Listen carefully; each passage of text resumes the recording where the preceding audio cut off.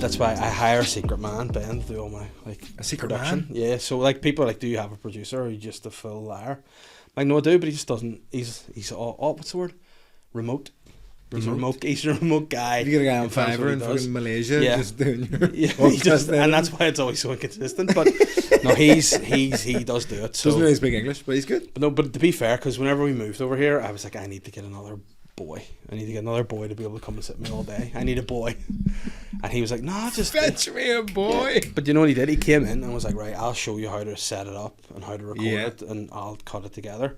And I took a video of him, like, show me how to work the Tascam and stuff and how to work the camera. And whenever he was in work and I went to do the first one, I just taken a photo. It's such an old guy, and I was like, oh no, how the fuck does this work?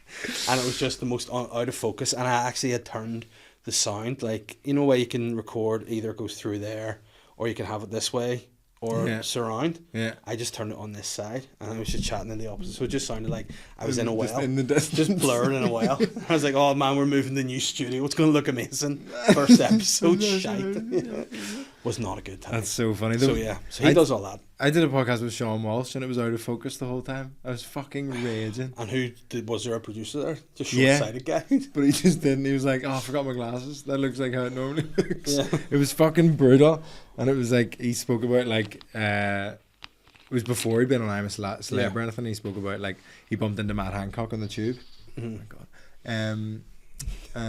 So I looked like I just freaked out there. It was just the top of a water Yeah, bottle my rolled past and and- I had a flashback. Yeah, and I'll spill it. I'll spill now and ruin everything. Do you Speaking want of the all lid? that, Do you want me to get the lid? no, I'm gonna. You know what? I'm not gonna be as active. Should we do it together?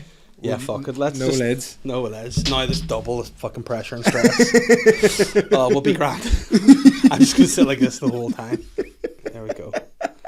Because I don't know. Like I'll get back to Matt Hancock, but I have this thing now that like I'm really bad for like panicking for like anything like health and safety related. See, with the kids, I'm super worried about everything always happening. Yeah. And my wife is, Everything Always Happening. That's that Asian film. yes, the one that won the Oscar, yeah.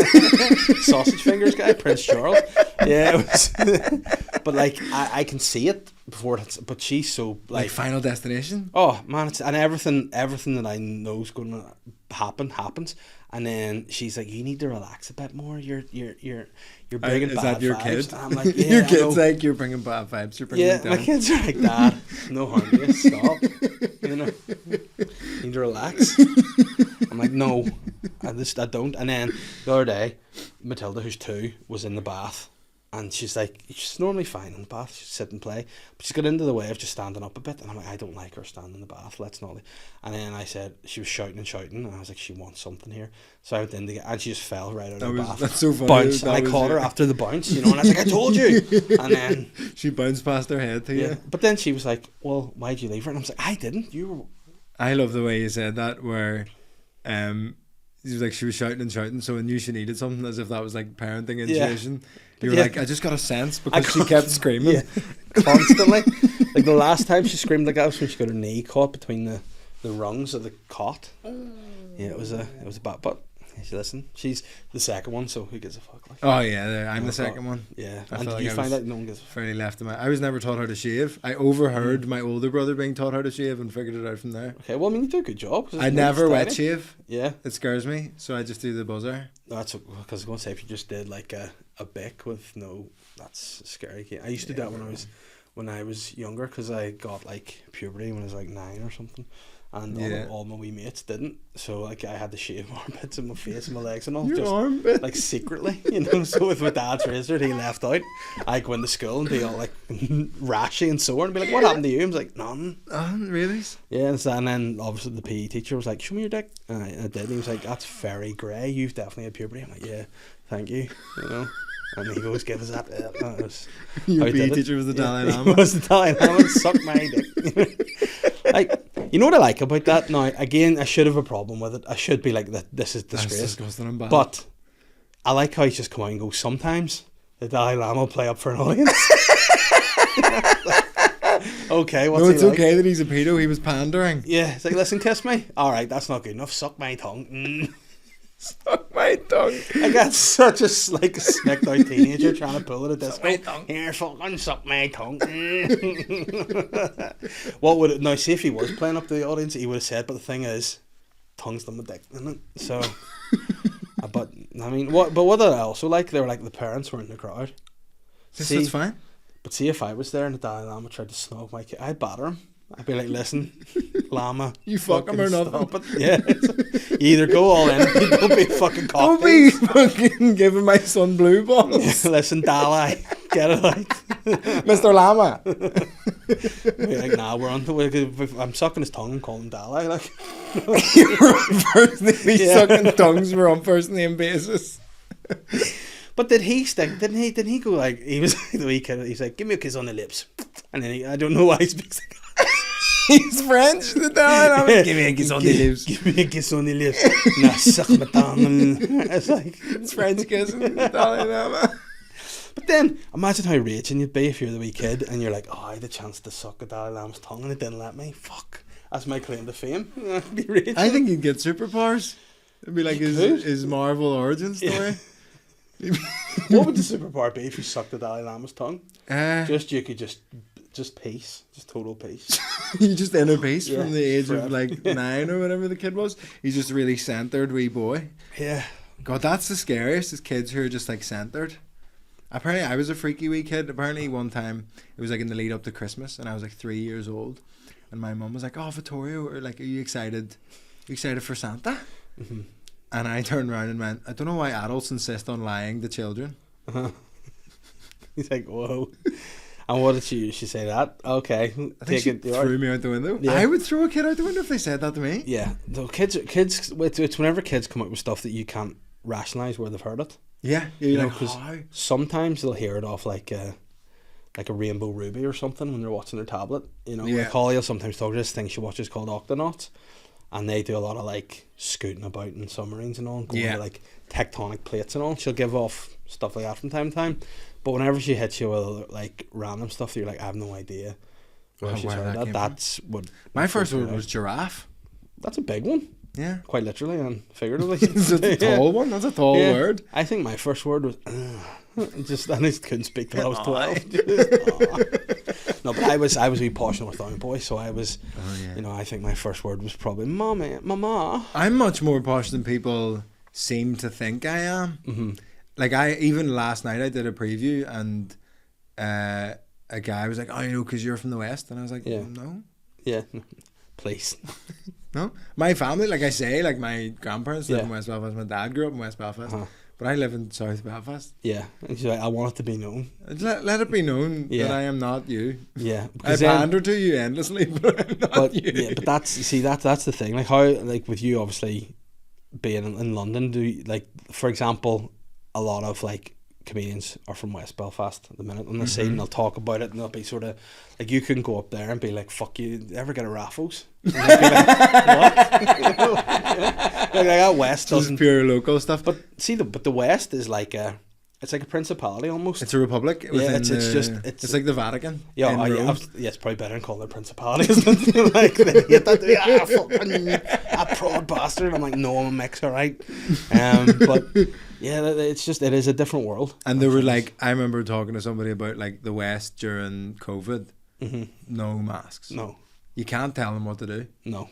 They're the maddest cunts ever. Do you know the weirdest thing I saw in West Belfast recently? I was watching The Old Firm, and I won't tell you who I was supporting, but I was watching the Devonish, so you can probably fucking figure it out. We were there, and then at the end of the match, they had a flute band. But like a Republican flute band. Yes. When?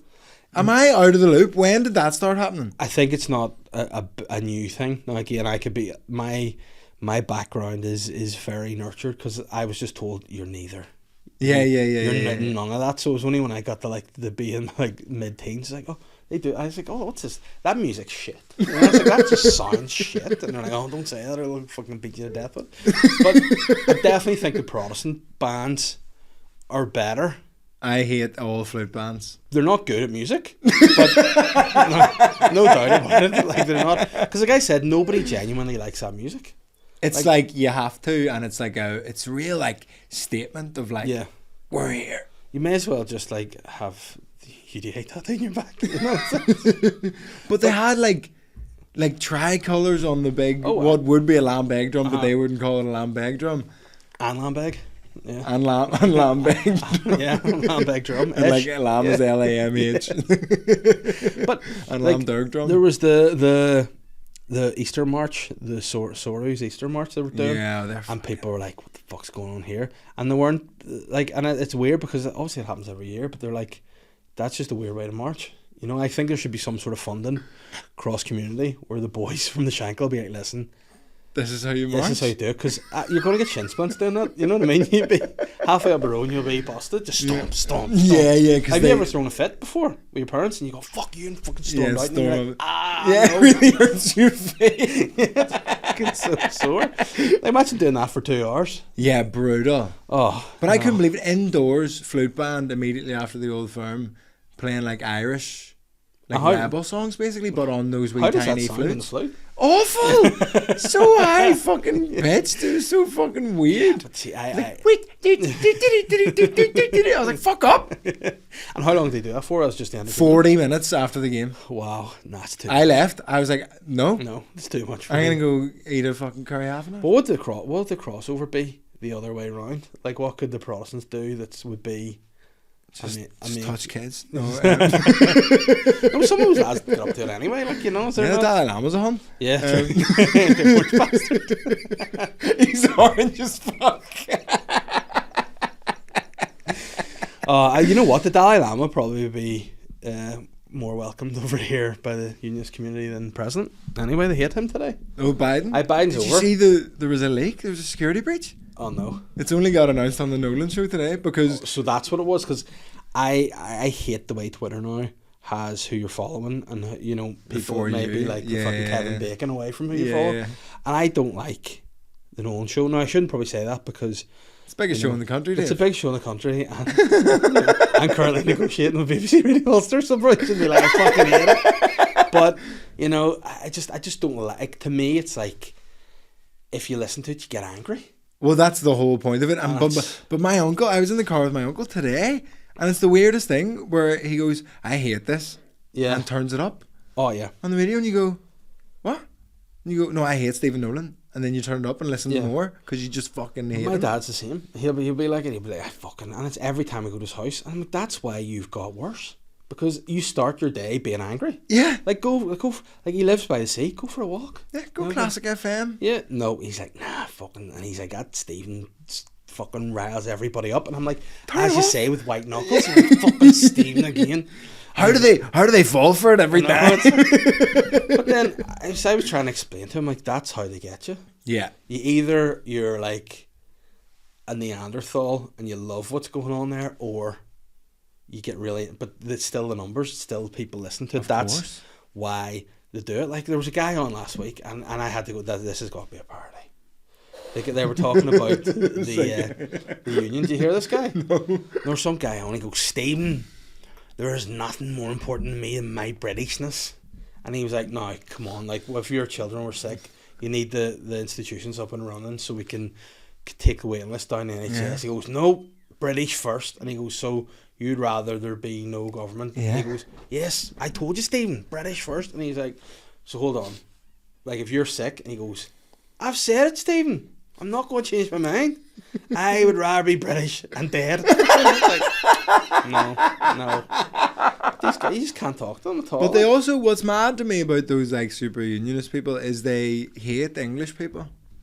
Yeah. So much. Yeah. They're like, I'm British, I love the Queen. And then you go, do you like English people? No, we're fucking dickheads. But that's what I said to my dad too. It's like, you know, if you were into it, like if you were really, like, there's nobody you would get on with less than anyone in the royal family. Yeah. There's no one that would hate you more, and you would hate more than anyone from the royal family. You know what I mean? If you spent 10 minutes together, you'd be...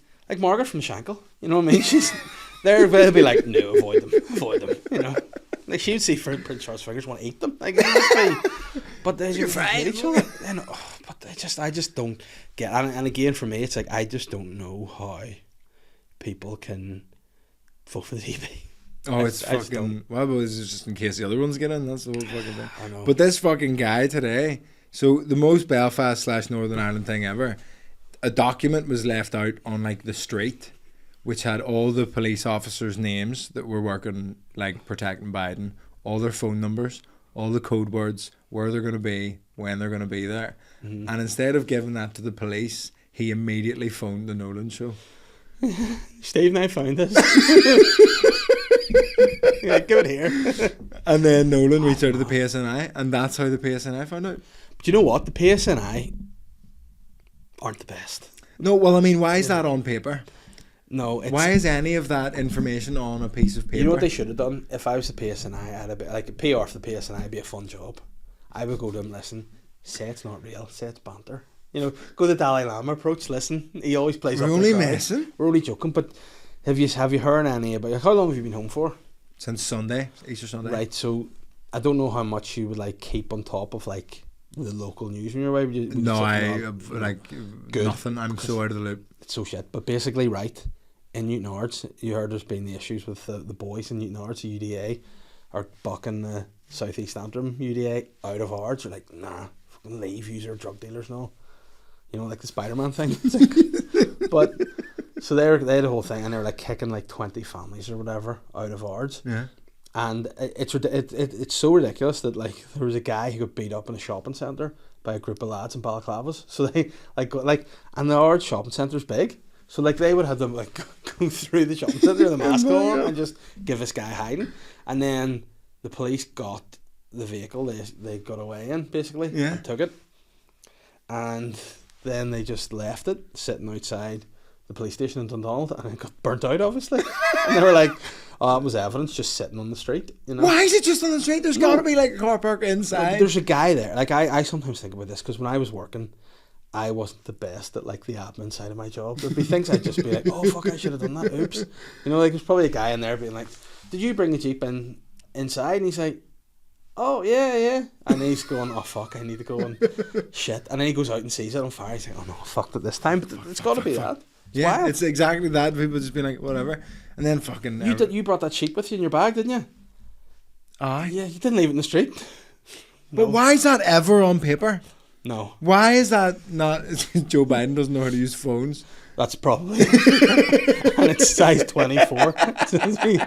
It's in like fucking Comic Sans. No fucking thing. Tell you what, Biden suck a tongue, wouldn't he? Oh, he'd sniff a tongue. I remember, this is maybe before he got in. I was talking about it on a podcast, and it was just looking at the footage of him. That was weird. He hasn't. I don't know why he's... I was talking about it on stage last night, and my mate was saying that apparently they have to have 2 ICU beds free when there's like a dignitary in town. Right. I did think, is that just because it's Biden and he's about to die at all times? Said it to me, I thought anywhere he goes they need to have just a bed ready because he might just drop. Here's my question: do you think that I think this is so accurate? If Biden died in Belfast, there would be a bus tour within a week. Oh yeah, of like, course. This is where he fell over. Like, we would absolutely love it. Yeah, that would be tourism sorted. Because people now are like, I think there would be a bundle. You do the Game of Thrones tour and the Biden died here tour, and in the walls, just the peace walls. You know. But they would love it because like, and they would all cash in. Game of Thrones would be like, you know, he actually died at the Dark Hedges. Yeah, they'd have him as, you know, what's the king of the White Walkers called? Just Biden on his chair. I mean, like, listen, get it all together, merge it and go on. What they could do like that. You know, what's it called? They did it for Dio when he did a whole tour, and it was hologram. That's what they could just do, a hologram of Biden, sort of. That'd be fucking brilliant. In fact, even if he doesn't die, fucking do it anyway. Let's just get holograms of Biden. Just Biden, because I mean, I don't know a lot. I think as the older I've got, the less I've started to give a fuck about stuff like that. I've just been, you know what, like my dad, all it does is wind me up. Well, that's the thing, and it's just like, well, it has no effect on my... Like, I remember there was people in London who were like crying about Trump getting elected. Yeah. And I was like, what? It made absolutely no difference. And obviously it's bad for other people, but I'm not going to cry about it. I'm aware it's a bad thing, but I'm not like viscerally upset by the fact that some guy's in a White House. But I also think when people get upset about stuff like that, it's like you need to maybe, you know, have more going on in your life to worry about. Get a hobby. Do something. Because that's my big annoyance now. Is like, I just want just make things cheaper for me. You know, that's all I want. You know, go back to, like, make sure that I don't have to, any time I do a gig, just give it to, like, pay for a babysitter for 2 hours. How much is it? 500 quid for 2 hours. Love it. Yeah. That's so good. It's so fucking miserable, like. Because that was the thing for me. I found it whenever it's a weird thing, life, isn't it? It's just, it's a tough thing to deal with. Have you been sucking the Dalai Lama's tongue? I've been sucking the Dalai Lama's tongue, and I'm full of wisdom. You know what? Why? See, if I'm by the way, if I'm one of those monks, like, what? I was just going to racially call him a Tibetan monk, but I don't know. Is he? What's his crew called? He's some kind of Chinese, isn't he? Yeah, I think he's one of those guys. I think the phrase of those guys is good to use because you can't get in trouble about it. Yeah, I don't think you're supposed to say Oriental anymore. No, but I didn't mean that. I meant, like, what's his troop called? You know, the Wu-Tang Clan? Like, yeah, like, is he Second City or what? What's, like, the deal with Bloods the Crips? Because I know he's not Hasidic Jews. Is he Catholic or Protestant? I know, but he's something, isn't he? Like, I need to find this out. I can't deal. I just can't. Buddhist. That's what it is. Fucking hell. I couldn't at all what that guy was. You're like, he's not Jewish.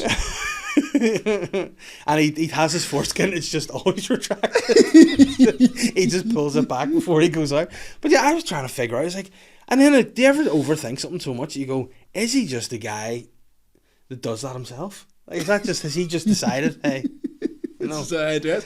Yeah. You know, the Dalai Lama is like a different, it's like Doctor Who, there's a different guy when they die. But you know what I like about that? I've incorporated that into the folklore of Santa. So it's so when I tell my kids, it's like there's not just one Santa forever. Like, it's a rule. You know, and you apply for it. Yeah, so your kids want to be Santa. No, I don't think so. I think my big one knows it's too much work. She's already like, nah, it can be that. Seems like a lot of admin. Seems like a lot of work. And then she's like, you finish 1 year and you start recruiting again for, like, get the elves on board, and you know. So it's like, it's just too difficult for me. It's like, nah, I'm not having it. But I don't know. I just think, like, what was I even saying there before I got totally baffled that he was a Buddhist? I don't know. Yeah, that's what I was going to say. The Buddhist crew need to start doing merch of just his tongue, key rings, lanyards, you know, the work. Like, you know, if like in some places, be like, it'll always be a granny or a great aunt will have like this dead animal's foot attached to their car keys. You'll be like, what the fuck? Oh, the lucky rabbit's foot? That's my lucky rabbit's foot. They should have a lucky Dalai Lama's tongue to hang off like the rickshaws or whatever they're scooting about in. You just suck on it for good luck. Just before a Sherpa heads up the mountain. They should do like vapes in the shape of the Dalai Lama's tongue. Listen, see if anyone can do this. Let's get it ready. Fat clouds of the Dalai Lama.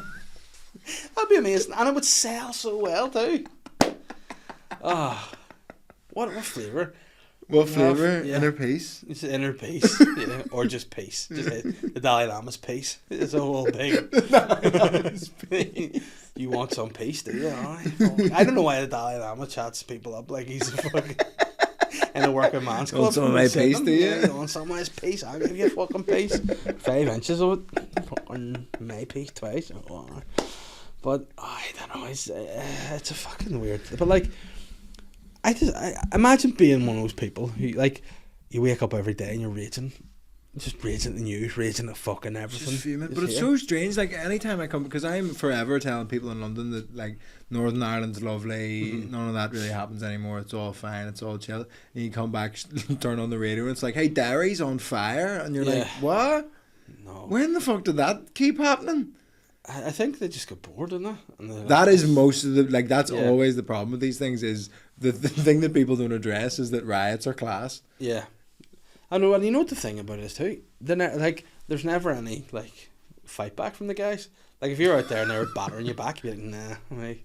But like, that's what they should do. They should send policemen out with, like, Dalai Lama tongues on sticks and just fucking, you can't beat them, just fucking have some of that. You know? Instead of the water hose. Yeah, just, but see, like, there was that guy, do you remember, got blown off the Land Rover by the water hose? And he sued them. I think he got some good dough about it. Yeah, that's fucking mad. It's wild. Like, do you remember, was there a person in your school, I don't know why, I feel like there was a person in everyone's school who got hit by an ambulance and got a big claim? No, I don't think. But was there someone who got hit by a car? There's always one, and it's always an overweight asthmatic girl. It's always an overweight asthmatic girl who doesn't really have any friends. She's just then terrified of the world. Why? Oh, we got hit by a car. Oh, fuck off. But I always, like, just looking back, it was like, you know, Jamie got hit by the fucking ambulance. He gets a big pay. And I was like, oh my God, how much? And he was like, 20 grand. And he was like, why is he still coming to school? Yeah. I fully thought he was set for life for 20 grand. There was a guy who was a weird guy in my school. You know, like, you're always weird in school if you go to school later. Like, when you're, like, maybe in 5th year, that's a weird time to move to school, like. Oh, right, yeah. And there was a guy came to my school, and the first thing about him was he got on like he was like a robot. He walked very like straight, and he had a briefcase at school, which is always weird. We had a very similar guy called Tony. When he walked past the desk, so when he walked, his upper body didn't move at all, so he looked like a ghost. Yeah, it'd be like this guy. He would just float past. But he lived by himself in school, and we were like, "What's weird and all." So when he was like 16 or whatever? Yeah, so I think he had like obviously some family issues or whatever, but we were always like, oh, he's mad, and he would have people around us. He would always be like, I think... But he had a briefcase? Yeah, he had a briefcase. I think he would always just be like, you go around his house for like drinking Buckfast or smoking weed or whatever. Because it's his house? Because it was his gaff. And I always thought, oh, he's pretty cool, like, you know, and then like some of the girls were like, oh, he's pretty cool and all, blah, blah. In hindsight? And then I ended up visiting his house with work, like, a couple of years ago. Yeah. I was like, yeah, you didn't manage that too well, did you? This is really bad. Yeah, and he was in a flat. Now there's nothing wrong with a flat, but his flat had a really like, it was for a disabled person, and it was just too long of a ramp to get to his flat. It's like just have steps, you know. But he was like, and it was like a suspended. It's like a Donkey Kong. It was like, yeah, exactly. And it was so weird. And then like whenever I got to the top, because the guy's name was quite a distinctive name, and you were like, there couldn't be too many of these guys. Yeah. And I got up and knocked the door, and all it was he spelt his first name. It was Mark, but he spelled it with a C. And I was like, that's a bit weird, different, you know. And then I went up and he had like a wee stone. The front door with like a face drawn on it and his name. I was like, yeah, he's a bit weird. Yeah, that's fucking... What the fuck has to go wrong in your life to be 15 and live in your own house? What I would have loved to be like, he murdered his parents, but he got off in a loophole, and then he'd be like, okay, you know. But you know, you always made those wee rumours up, like, why is he on his own? Yeah. Because anytime there's an unanswered question, it's like, jeez, he's... Yeah, someone would be like, maybe his parents have... Why does he live by himself? I heard he's gay. Yeah. But you know what? He did walk very straight, so that was probably a rumour for a while. Like, that's, you know, for someone that's so straight, you know, if your posture's too good, you're gay. Because there was a guy I went to school with once had a theory that like people with like autism or something, you could tell them because of how they walked. Like, and I'd be like, what do you mean? And he'd be like, and he just picked a load of people who just happened to like walk very like with their arms, like moving their arms. He's like, nah, they've got autism, they don't move their arms. And like John McCain. And it's like, no, well, he was just shot though, wasn't he? Yeah, he's a war hero. He couldn't lift his arms up. He's autistic now. He got shot, so he has autism. Oh man. It'd be so shit if Skrillex dropped a banger and you're like, fuck, I can't lift my arms. But he was like, and he had that theory, and you know, this is why I think, and this is my reason for parenting with my kids. Well, because I have to, but like to teach them things is like, you do consider it a wee bit in your mind, because like, even now I'll see someone walking like that and go, you know, about 2% of me I go, autism. That must be what that is. Yeah, that's so funny. But it's weird, like, because it isn't natural to move your arms, you know. Yeah, you just swing, but then some people just keep them straight down. And I went out with a girl once who walked with her arms straight, and my mate was like, "You need to watch out for her." I'm like, "Why?" Like, don't be playing blackjack with her. To be fair, whenever we went to the shop, never to do a list. She just knew it all. She's just like, I said, what is on the list? I love how broad it becomes. Everybody's autistic now. It was just like, she's like left-handed. She's autistic. Like, I know nothing about anything. I think I've gone to that point where I was too into stuff when I was younger. I wanted to know everything about everything. Now I've gone the opposite. Just checked out. The less you know, the better. Yeah, and it's like I actually am. It's like I fully forgot the Buddhism thing. Like, I fully. That's a funny thing. A lot of my mates who have kids now are just like, they just check out of everything else. They're like, is it to do with me or my descendants? And if it's not, fuck off. Because that's one thing that I think has helped a lot. Because obviously, like, sometimes I'll see maybe some like comedians who don't have kids or whatever, and they're able to go and do all this fun stuff. I'm like, oh fuck, I can do that. I like to be going here, gigging here, going away for the weekend and that.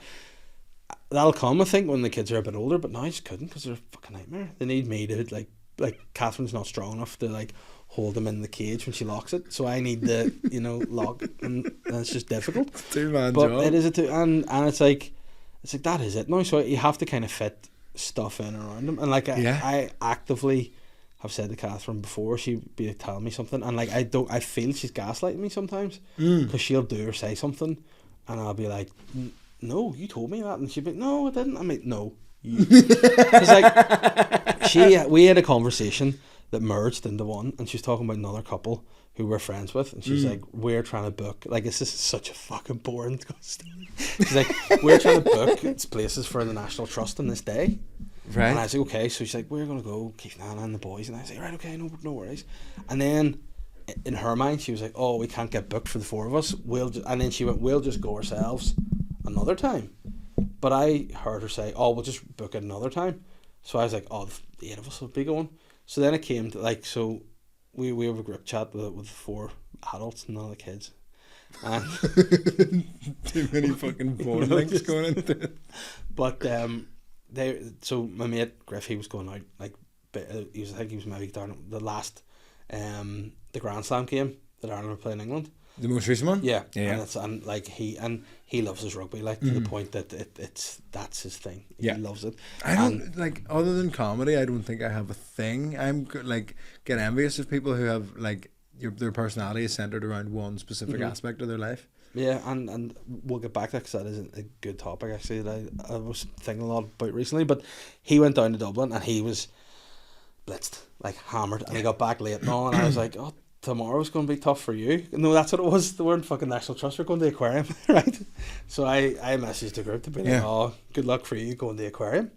And Catherine wrote back, she was in work, being like, he's not going to the aquarium. And I was like, but why? What the fuck? Why is he not going to? What's happened that I've missed out? And she was like, because I thought. So I messaged her privately, being like, is he going? Is it a surprise that he's going to the aquarium? Is it his birthday or something? And it was. It literally was. And she was like, no, he's not going. He was never going. And then I was all like, Shutter Island, like, what the fuck? Oh yeah, like Beautiful Mind. Yeah, and I was like, and she's done that about a few things. And then I've just realised, I think I only have enough space for certain things in my brain. Yeah, you listen to keywords. And then after that, it's out. Like, I always say to her, like, tell me stuff on a need-to-know basis. Well, when you talk to women, you have to do that thing you did when you were doing exams, where you, like, highlight the keywords in the question so you know what they actually want. Yeah, no, I just can't do that. Because they just keep talking. They're just like, this is it. And you go, right, what do I do? But even if you do it, because Catherine will do this thing where she'll say something but not really mean it. So I'll be like, is it sweet if I just stay out here after this gig and have a few pints? Yeah. And then, like, I remember when Holly was just born, it was a Lavery's, like, Christmas do. And I was like, is it cool to go? And she's like, yeah, no worries. And I was like, are you sure you're okay? She's like, yes, go. You have to live your life. I literally came off stage and I had, like, loads of missed calls and all. She's like, you need to come back, because her mum had left our dog back because she had taken the dog for a few days. So then the dog came back, the dog was barking, the baby was crying, it was wild. And I was like, I said it's not a big deal, I can just go into my set and drive and come home. Yeah. She's like, no, but you should have known. And I'm like, but the words you told me meant I wasn't to know. I don't see. Just why am I not supposed to judge you on the words that you say and what they mean? Because I don't say what I mean all the time. And then, like, we had a thing the other day. I was I love this. You're accusing everybody else of autism, and this is the most autistic thing I've ever. Like, I can just feel my arms. What is happening here? But the other day, she like came home from work early to surprise me. But it was one of my days where I work. So when she came home, I was like, because I was like really into a bit of work. Yeah. And she was like, oh, let's go down to the pub, walk the dog. And I was like, and she's like, if you want to. And I just went, no, I don't, but I'll do it, but I don't want to. And she was like, why? And I was like, because I'm literally so stressed out trying to get something finished here. It's been doing my head in for days. I'm in the flow. Yeah. But then I went and I managed to just stay up to 1:30 last night to get it done. But it was just, and then you don't want to annoy. Well, that's the problem with like this, like self-employed and like comedian stuff, is it seems like you're doing fuck all. And I'll be like, I'm flat out today, and my girlfriend's like, well, can you tidy this or like pack this or do whatever? And I'm like, no, I'm editing podcasts all day, I'm doing this, I'm doing the other. And she's like, but you're in the house. And I'm like, right, but I've fucking stuff to do. And it's brutal, but they're just like, but you just hang out all day, don't you? And see, because she's a nurse, and it's such a like. That's so tangibly, provably, I do this, people don't die. Yeah, but that's. And you go, but I do this, and people might laugh. Because then, like, what she told me, which was a good point, she's like, I did overtime, told her how much she got paid for like an 8-hour overtime shift. And I was like, oh, it's 5 minutes at the pavilion. She's like, what? I'm like, well, what's more important now? You know what I mean? But I think because she's so, like, you know, like, factually thinking, and she's almost like, she sees the finished product. Like, she was at my last solo show there and was like, I love that. That's the best I've seen you. You looked like you were having a great time up there. Amazing. I'm like, but that's all an act. You have to practice it. You need to learn. Yeah, you need to do it all the time. Yeah, and you have to be like see tonight at Lavery's. I have a few new bits I'm thinking about, and I'm like, I need to sit. And like, she'll almost be like, think, oh, you can do it, like, because I am kind of like the housewife now too. Like, she goes to work, I do all the stuff about the house. I enjoy it, you know. But for me, I was doing all the comedy stuff whilst working a full-time job and having kids. So now the full-time job's out, I'm like, I can maybe add an extra 4 hours, 5 hours of writing into a day. But then that leaves me like 3 hours to do washing, drying.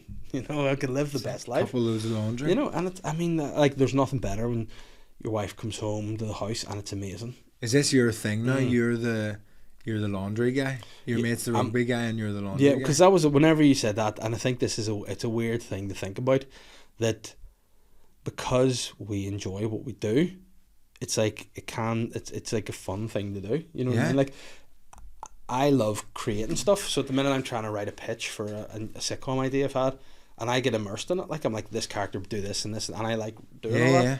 But then it's like, you do need to almost go and see your mates and stuff too. But then it's like, we have that weird thing where, like, Catherine will think, if I'm out gigging, it's like, oh, you're having your fun there, and it's like, but that is work. Yes, of course, I happen to enjoy it, and like tonight at Lavery's, I'll be able to go there at a good time, hang out, because the thing about Lavery's, you'll get no work done before you go on stage. No. You have to have it all prepped before you get there, because you just get there and chat with everyone, hang out.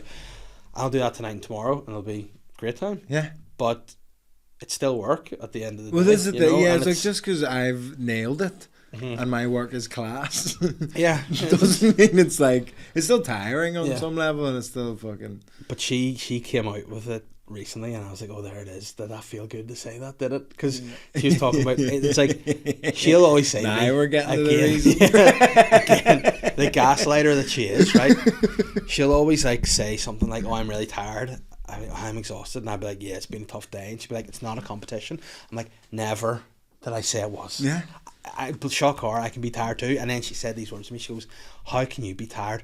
All you do for a job is chat. And I was like, well, and I think I'd done maybe 3 podcasts in a day, and you know when you do a little, and you're like, I am tired after this. You know, she was like, you just chat. So I'm gonna get that on something like a t-shirt for her. I just chat, you know. Just chat. Like, I'll go home now and it'll be grand, because a good bit of time there. The kids aren't home probably till after 5. Get my set all organised and trying loads of new stuff tonight that I don't know how to fit it together into the set. But I always feel like when you're full time, you have to have the sets better. You have to have them more prepared, because before I'd have gone home, had dinner, gone and be like, this is my premise, let's figure it out up there. And then sometimes you go, fuck. Whereas now I like to have a bit more, especially when you've got like kids and stuff to do as well. You're not on stage every fucking night. Yeah. So you can work it out. I have that luxury in London, and I think it makes me a little bit lazy, where I can just get up with an idea. Yeah. And by the end of the week, it'll be fine. Yeah. Without a huge amount like sitting down and actually working on it, because I'll just do it on stage gradually. Yeah. But when you're only gigging, like, or you only can gig because you've got fucking shit on a couple times a week, you just don't have those. Yeah. Because that's the thing, I've been quite fortunate the last few weeks. I think I was off all last week, but that was kind of planned for Easter and things. But the week before, I think I had 5 gigs one week, and I had 6 the week before, and I was like, I just feeling sharp. I loved it. Yeah. And on one night that I did Kieran's Secret Comedy Club in Bangor, so I did that to the early show and the late show, and I hosted them both, but I only brought on Mark McCartney in the first half, and then I had to go and headline in the Glenone. So I was like, this is it, you know. I love this. Like, 3 gigs a night, fucking right. And see, by the time I got to Glenone, they were obviously stressing out. They're like, you gonna be here in time? Like, yeah. I went, the guy Alan who's promoting it was like, right, I just had to flash on to bring you on. I was like, grab my keys, give him the keys, flash on, straight on, did my set, straight off, grabbed the keys, went home. I was like, this is living. This is straight on off. It was, but I loved it, and then had a week off. So now I'm like, because I want to try new stuff, because I'm working on my next hour at the minute. I'm like, I need to start like putting some of these maybe less developed ideas out there and see is there anything. And they might be shit, and that's fucking, that is the fun bit though. Yeah. The fun bit is like, oh, is this? Because I don't know how you, like, when you come up with bits, does something happen and you're like, that could be a bit, or do you It just comes into my head out of fucking nowhere, or I'll have a conversation with someone and then be like, oh, that was too fun to give away for free. Yeah. I'm gonna go do that on. But there was a fucking thing today. I mean, again, what a terrible job. I went for coffee with my uncle in Hollywood and I've done 2 podcasts today. It's brutal. But you'd be exhausted afterwards, and you deserve it. Yeah. You know, have a wee nap and then go lavish, it'll be all good. Speaking of having a wee nap, a woman collapsed in the cafe. And did you watch her? I didn't notice. Was she old, young? We were probably like 50s. R.I.P. We were sat in the cafe, and then we get up to leave to come here, and on the way out I saw a paramedic coming in the door of the cafe, and I was like, oh, they must be having a wee lunch. And then they walked, I kind of followed them as they walked, and there was just a woman like half dead on the floor, and I was like, this is the most Hollywood thing ever, that you can be in a cafe, someone collapses, and nobody makes any fuss. Yeah, but it's brunch. No one disturbs brunch. I'm sorry. Interrupt brunch in Hollywood. People like stepping over a dead There's actually a button under the table. The press, if someone collapses, but paramedics. Yeah, H.H. Holmes' Death House. Just buy. It's all the cafe. It's just the abattoirs downstairs. Absolutely. I was like, how? Yeah. How's nobody made a noise about this? And do you panic when you see something like that? Well, I am first aid trained. Oh no, but you never announce that. You keep on in your hat. It's brutal. I've had it a couple of times at the. I had it once at the Comedy Store. It was like my first 10 minutes at the Comedy Store in London, and somebody was on stage, and it was Rosie Jones was on stage, and I was watching from the back, and this guy gets up from the second row and just collapses on his way walking out the door, and I was like, and none of the staff moved. Yeah, they all just stood there, and I was like, right. Well, he's face first on the floor, and I kind of like put him in the recovery position. I was like, "You're right," but like trying to do it, and you're just better, Chuck. And yeah, just trying to sort him out, and everyone was just like fucking looking at me. But there was also a comedy show going on, but it's a big enough room that like very few people noticed. So I was trying to do like really quiet first aid, being like, "Are you okay?" Like I said, you gotta be alright. I can't know. I'm dead, mate. But he just overheated, and then I had to like put him in the curb, give him a drink, and do all that. So stuff. embarrassing. Like, imagine overheating. You're like, fuck. Fuck. That's because I nearly overheated at the fucking Mount Stewart Monday. I thought I went outside. It was cold. Put a big like football manager's coat on. Yeah.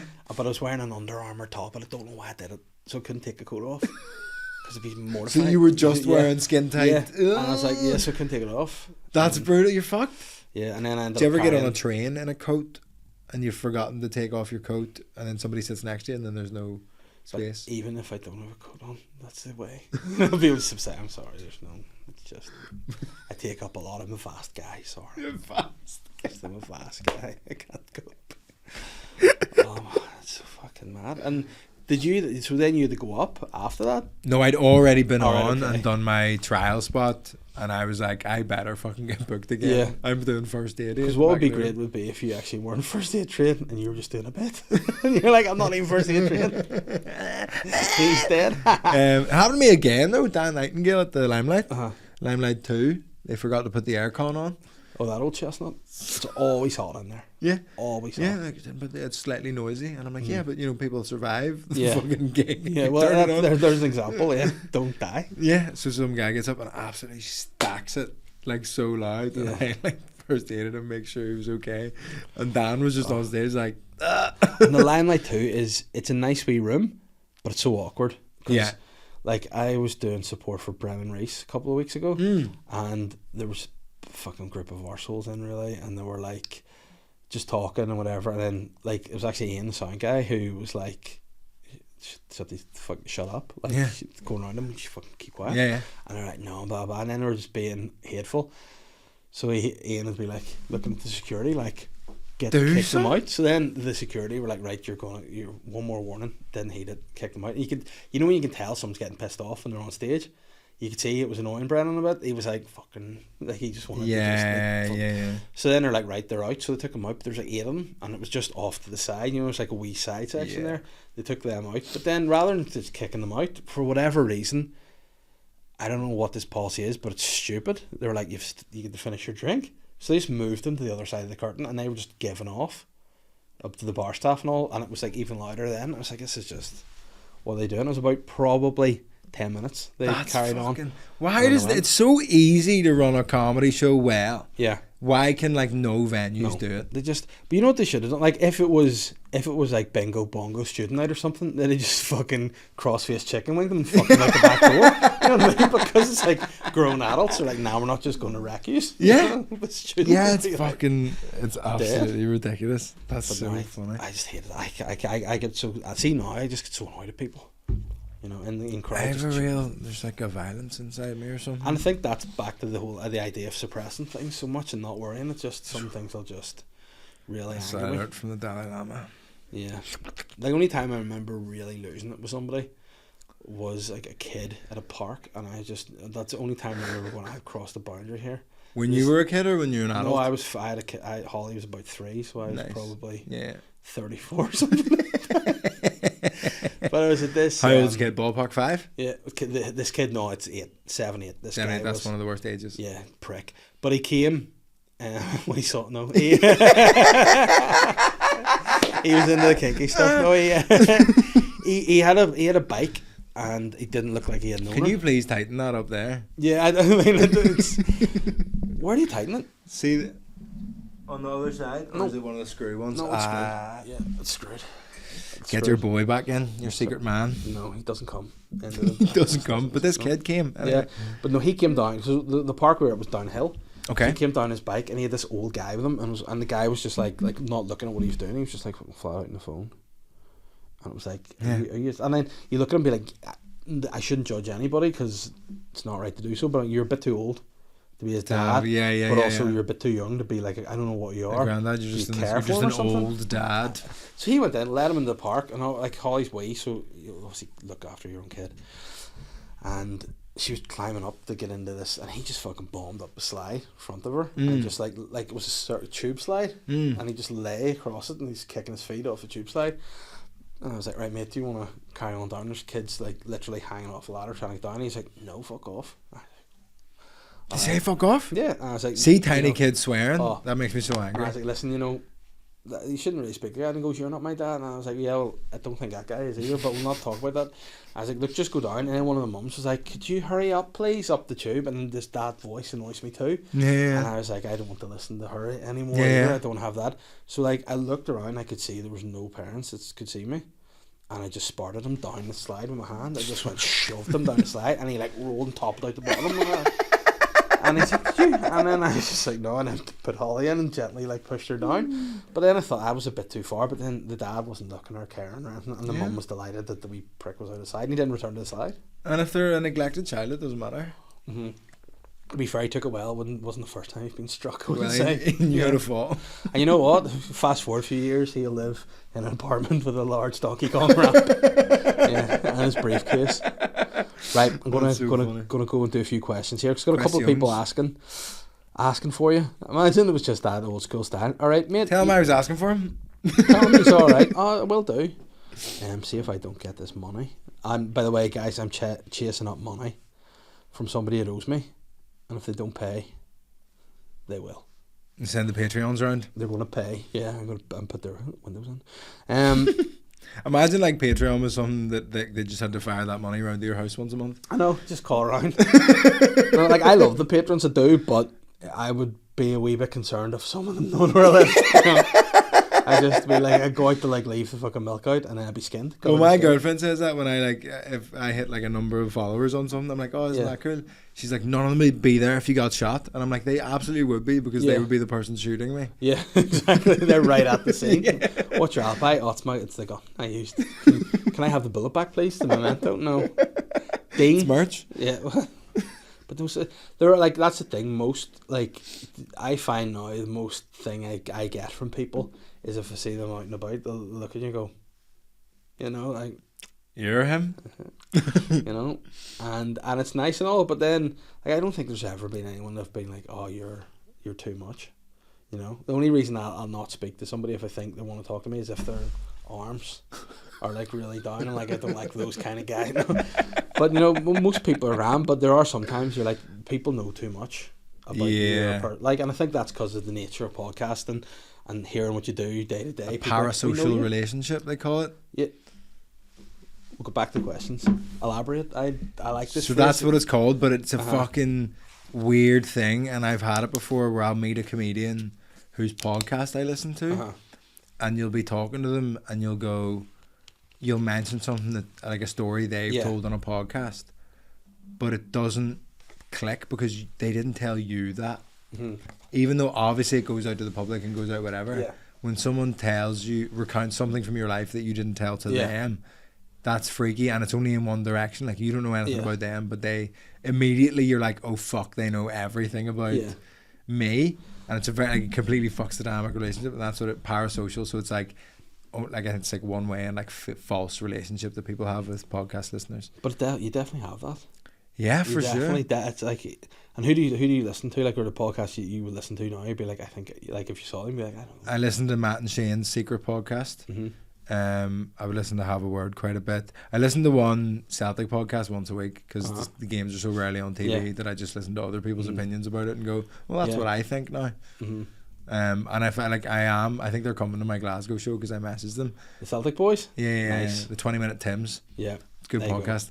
And yeah, I think I'm going to freak out. But I don't know what they look like. That's another strange thing about certain podcasts. I have no idea what people look like. Because the only one I remember, there's a guy who would, I don't know what his deal was, but he would always critique, like, he loved like cutting the grass. And it's like his whole Instagram profile was about like cutting grass, and we just have lawnmowers and stuff, and it was like called the Angry Mowers Club or something. Right. And he would always be like giving me shit about my grass, giving me shit about other stuff, and he would be commenting. I was always his fucking lawnmower commenting and stuff, and I think.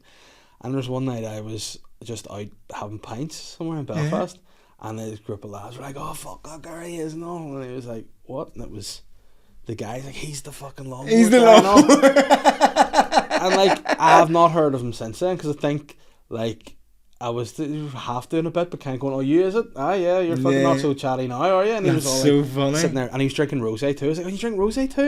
You know, just going like the 1980s. Fucking, fucking homophobe guys. You fucking drink rosé, do you? Fruit, alright, fucking come on. And then he, you know, I haven't heard from him since. Yeah, and now my garden's immaculate. It's often people who like are the biggest fans of you will just say negative stuff because they just want to get a rise out of you. Yeah, and they want to just like get something, because then you'll respond, I guess. But you know what? That's another thing with age too. Like, I used to get really affected by comments and stuff, and it used to really annoy me. And then I think whenever Catherine would see them, she would get annoyed. That would annoy me more than actually seeing the comments. Yeah. So I just don't look at anything. I just meander along, not knowing Buddhist or anything. I read every single comment, but I've learned to phase out the emotional pain of being called gay retarded incel once a week. Yeah. I mean, what you should do is just call your next show that. And then who was it that said something? I mean, like, you know, if you actually think about, like, you if you're watching something or look like, to actually, like, on YouTube especially, to actually sit there, log in. Oh, they're all insane. And go, it's like, that's sad. Commenting on, like, doing negative comments on TikTok. So, like, me doing, like, a podcast clip about Jordan Peterson and them defending a man they've never met. Yeah. But they liked his books and his videos. So they're like, actually, what Dr. Peterson says is this. And you go, what the fuck are you talking about? People just need to be... That's it. See that? I think if you're a commenter like that, you should just be eradicated. But this is the whole thing, and I'm like, I had this idea for a bit as well, but like, the people who are like really signed up to one like ideology about anything, whether it's like, I'm a huge Jordan Peterson fan, or like, I'm a Christian, or I'm this, that, or the other, they never live out what it is, because Jordan Peterson's whole thing is sort your own life out before you complain or tell anybody else what to do. But all his fucking freaky super fans are commenting, being like, you should do this, you should do that. It was like, How can you be a massive fan of this guy that's like, just work on your own stuff, don't worry about what anyone else is doing, and be screaming at me online at the same time? Seeing people like the Christians who are screaming in the street, it's like, just fucking look after your own. Chill out. Yeah, no, but it's just a weird thing, because I don't think there's anything like, you know what, the thing I probably feel most strongly about is, you know, if you know someone's like stroking bits on purpose and you know it, like that's probably something that would rise me. Yeah. But then like you would, you know, and I think maybe that's something that we don't do enough here, is like if you think someone's doing a bit, you'd be like, here, knock that in the head. Yeah, well, there's a lot of like, cause, and it's in every scene.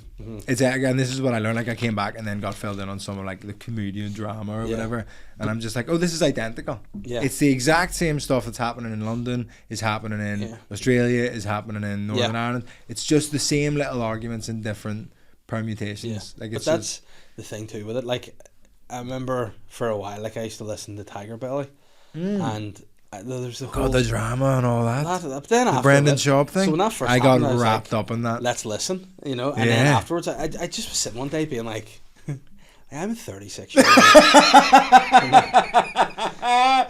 But they might break up. I know, and it's like, you know what?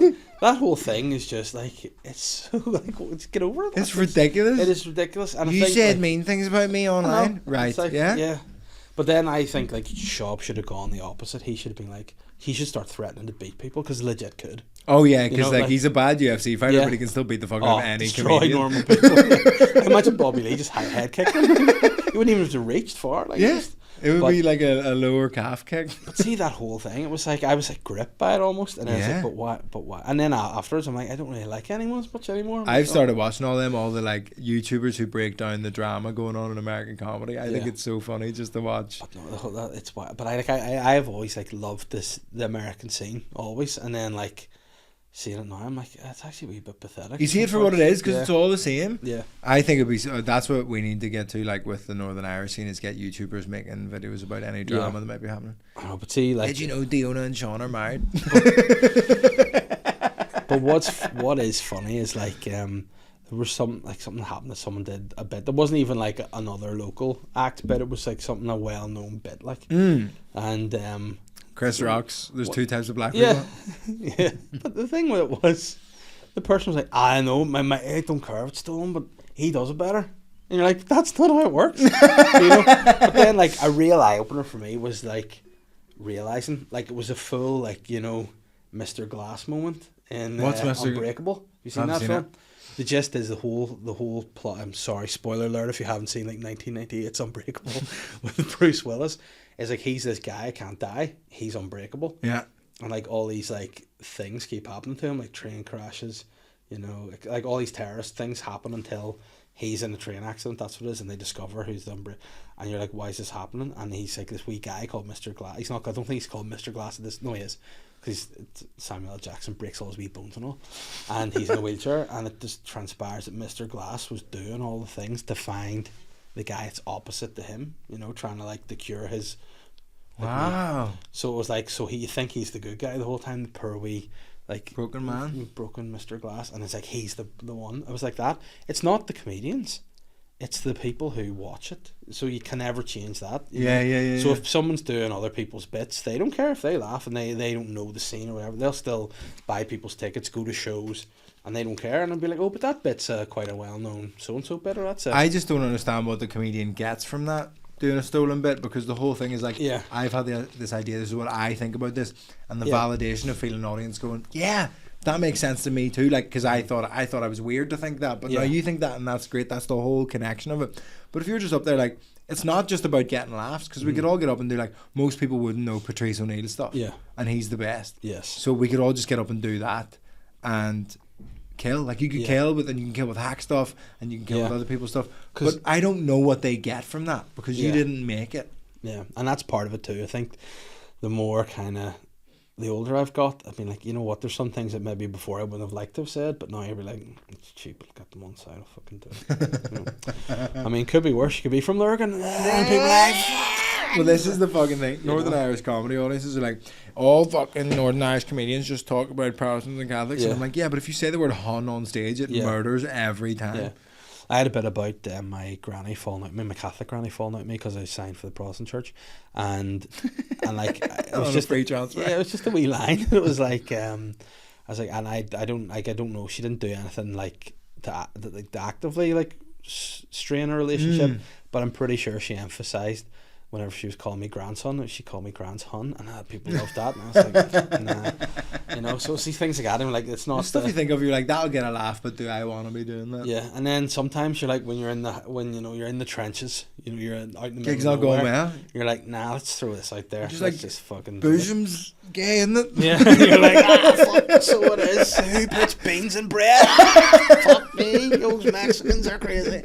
You know, it's insane. But did you ever know the Patrice O'Neill story of him coming here? No. This is something. Because I know he went to Edinburgh and London and stuff, but I didn't know he came there here. To be a show, something on BBC, and I like a spotlight or something. We did a gig. You can ask John Muir. Actually, he was there the night. Wow. That not Patrice O'Neill was here, but Colin Murphy did Pugs. Yeah. And John was on, I was on, and Colin was like, "Oh, let's have a pint after." He was chatting, and Colin would be friends with Patrice O'Neill, and he said he came over here and did a gig in Larne, and I would love to find out what Somebody brought should him have here. filmed That that. gig, Oh something my of God. Patrice O'Neill in Larne. Like, oh my God. get Colin on to tell the story or find out what it is, because you could make a great wee show about that. Yeah, like, fuck what's he me. doing here? Like, what's The greatest comedian of all time. in Larne? In Larne. In the worst town of all time. Like, Big it fat makes no American sense. guy. Can you imagine? You know, when He I would like, stick out so much in Larne. and especially when he's he's 6'4" black guy. and especially like, you imagine the Larne people seeing him do that Amy Schumer joke. It would just be it'd be wild. But I just love the whole idea, because like I think like if you like the American comedy scene, you love the whole almost like the romance of it and the history of it and all. I just thought of him being here. I'd love to know what brought him here. Yeah, it'd be so mad. He has a good take on people stealing jokes. Somebody asked him about, like, a few comedians have been accused of stealing your jokes. What do you think about it? And he was like, they need it more than I do. I'll write a better joke next week and the week after and the week after.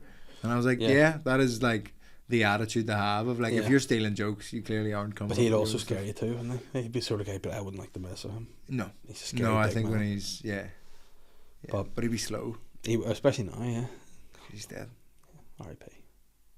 Anyway, questions? Still no reply about my money. Dean said, this is very much tailored to you. Would you rather have the skills of John Wick, Liam Neeson and Taken, or Denzel from The Equalizer? I haven't seen any of those films. I've seen Taken, but out of the three actors, Liam Neeson's called Liam because he was baptised by my uncle. Nice. Yeah. My uncle Liam. Alright. Because I was thinking, you were referencing your uncle earlier. I was like, we talking about the Dalai Lama's tongue? Did he, what's going on? No, yeah. He was, I would say, basically out of the three, I'd rather be Denzel. I haven't seen it, but I know he's going to be doing good shit.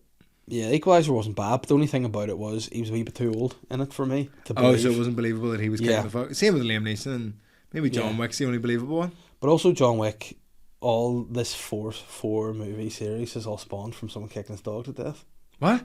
That's, yeah. You've not seen John Wick? No. So the first movie is someone kicked his dog to death? I've seen a video of someone kicking a dog to death. That would annoy me. This is what happened. My generation have just grown up watching the worst YouTube videos ever. You know, because this has happened a couple of times. I've spoken to William about stuff and he's like, I'm desensitized. I'm like, no, you shouldn't be.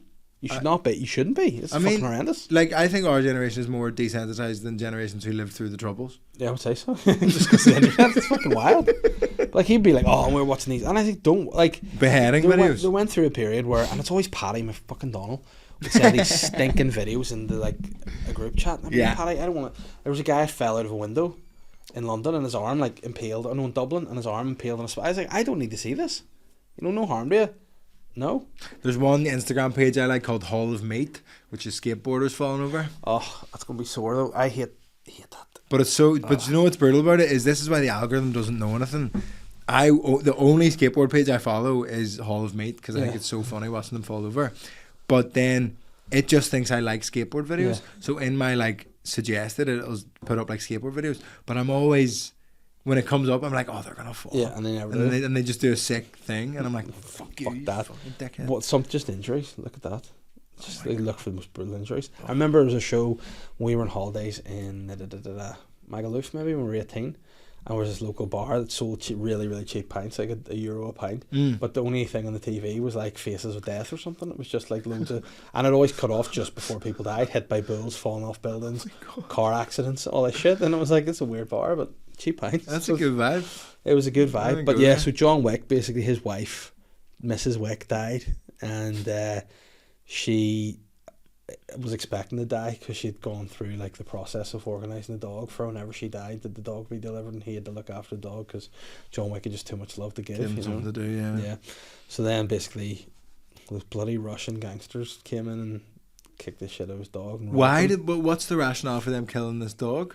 I think there was an issue with like something like a Russian mafia leader's son had been a bit of a cunt, like at a petrol station to John Wick, and John Wick had maybe given him a bit of cheek or something. And he just gone around and tried to give John Wick a hide, and then kicked his dog to death. And then it transpired John Wick was more than just a normal guy, and he had all these weapons under his house. He just sought revenge on the entire Russian mafia. Maybe that's who we need to send to kill Putin, John Wick. John Wick? Yeah. It'd be so funny if there was like a BBC Northern Ireland sketch version of John Wick where it was just a guy who was like shy at stuff. Die straight away. That's John Wick. Irish good fun.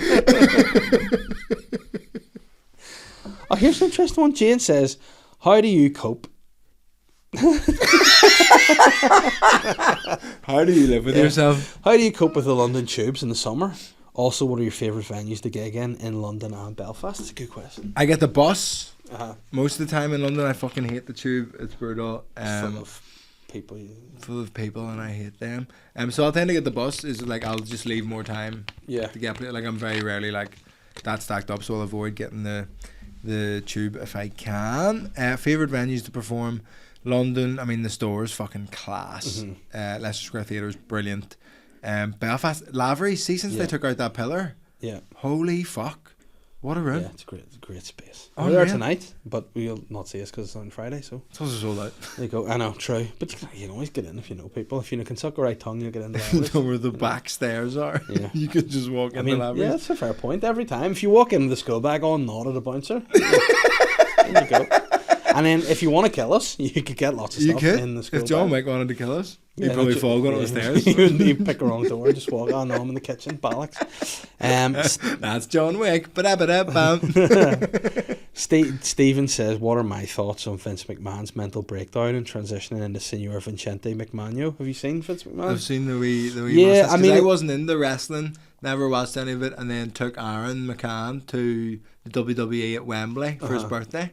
And now you're in it? Loved it. I'm not in, but I watch little bits and I kind of know he taught me a little bit, but it seems cool. I didn't get it at all. I didn't even watch it when I was a kid. No, I liked it when I was a kid, and I don't want to watch it as much now because I realise there's more important things I could be doing. But I love this whole podcast as you going, I've realised there's more important stuff, but at no point have you mentioned what any of the important things just are. Keeping my children alive, keeping them alive and entertaining them. But then I feel like also I don't want to just only talk, like I'm more than just a house husband and dad. I'm more than that. I enjoy things too, but they just ruin it. Fucking wreck it all for me, the wee dicks. But no, they are great. And I just do spend a lot of time hanging about with them, like. That's kind of what that's your crew. My thing. That's your squad. Job. Yeah, and that's it. And they have it.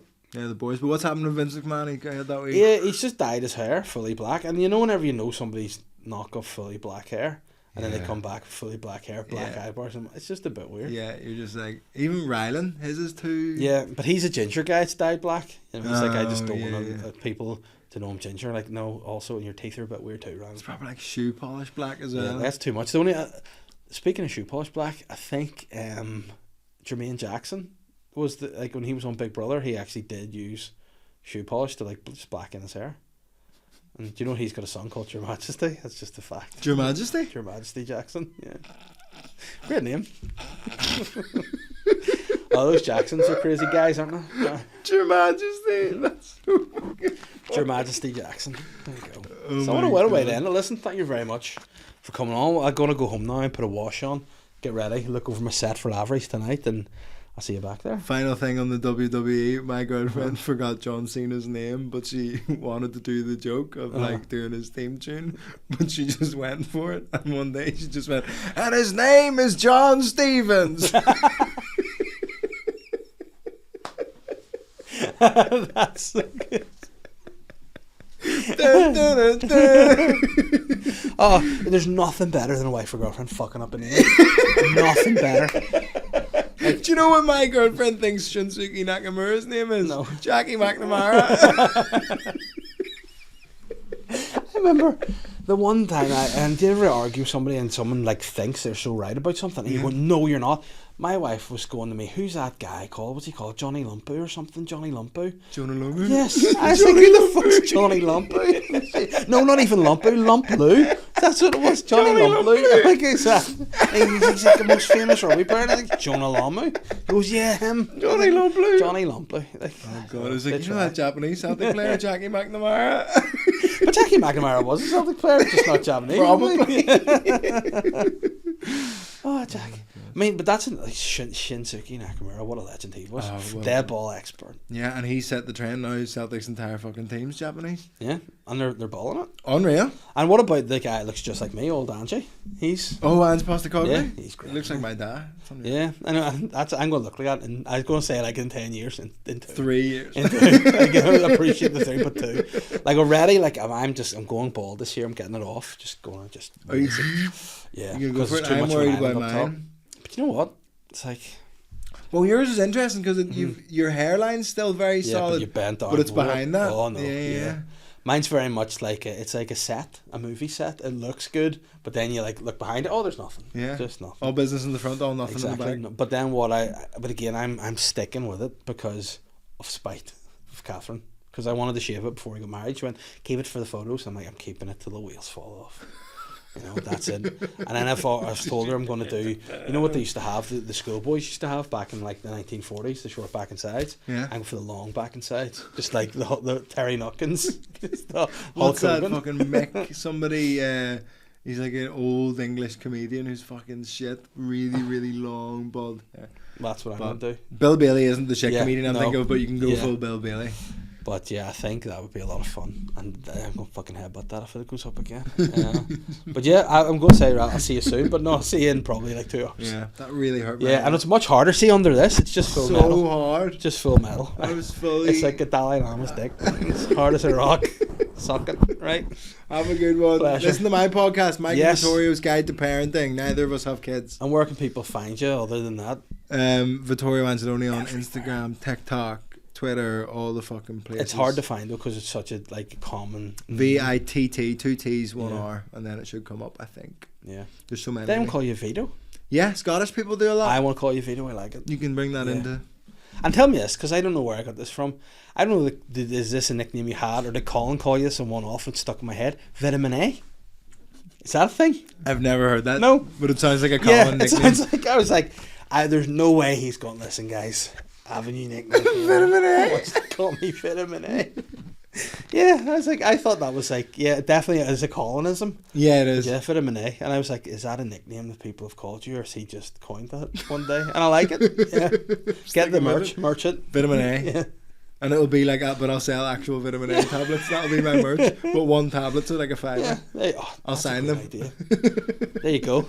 Listen, there's so many inventions here. We're going to have vitamin A tablets and Dalai Lama tongue key rings. Tongue vapes.